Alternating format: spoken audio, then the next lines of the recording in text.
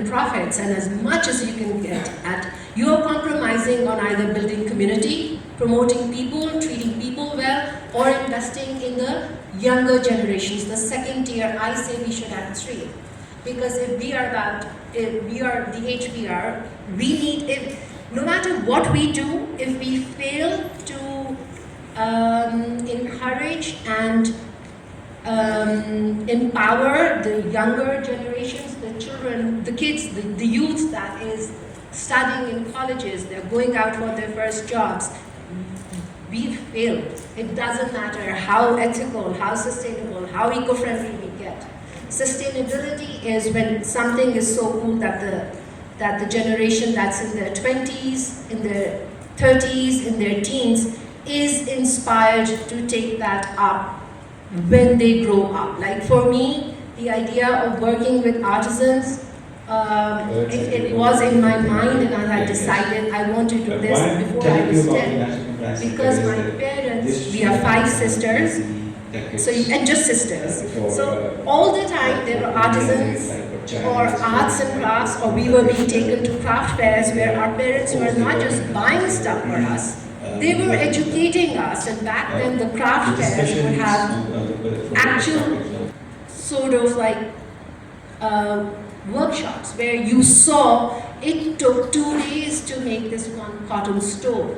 It took this blue dye came from here, this red came from here, and it was the education I got at home from my parents, and that is still staying with me. I didn't find it in institutions, in organizations, or on Google even, because our local indigenous textiles and our local sustainable development sort of production methodology is with our rural artisans. And without wanting to offend anyone, I'm going to say it. I'm going to say it. I asked Amine if I could be a little spicy and feisty today, and I'm going to say that we don't invest in them. The people are generational craftspeople who have all this information and knowledge have not just been marginalized, they have been amputated, dismissed, and cut off. How are you going to have sustainable communities and arts and crafts and local crafts form thrive in the next generation if the custodians of this knowledge are not empowered and brought into the mainstream of fashion and textile and sustainability at the government level, at the institutional level, at the entrepreneurial level? Thank you for that, Jen. I think you said at the beginning, you set the bar at honesty, and I'm really appreciative that everybody's absolutely stayed that way.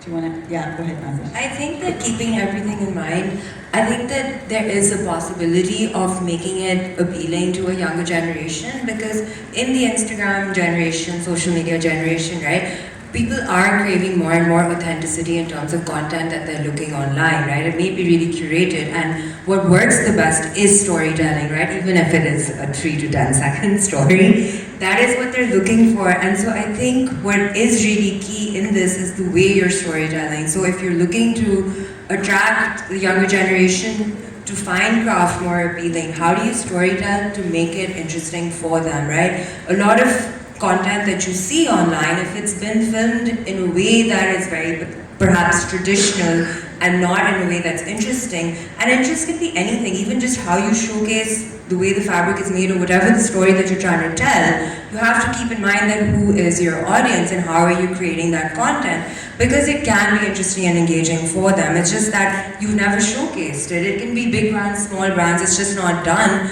And just because the format has changed doesn't mean that we cannot showcase it in a way that could appeal to them. And that's why I think there's a disconnect, because they will be interested if we show it in a way that perhaps may appeal to them more. And so I think that's something to keep in mind. Yeah, I 100% agree. And I was just thinking when you guys were talking about, you know, how stories are so linked to identity. And that's such a giant issue right now when you think about the context globally, and we talk about building brand Pakistan and soft power and things like that. And I think just missing out on those narratives means that we're not just losing heritage skills and craft and beauty and love, and all the things that we're talking about, but we're also losing out on the global stage in a major economic way.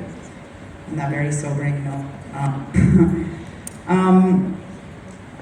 I was wondering, to discontinue with you, you know, you were talking about getting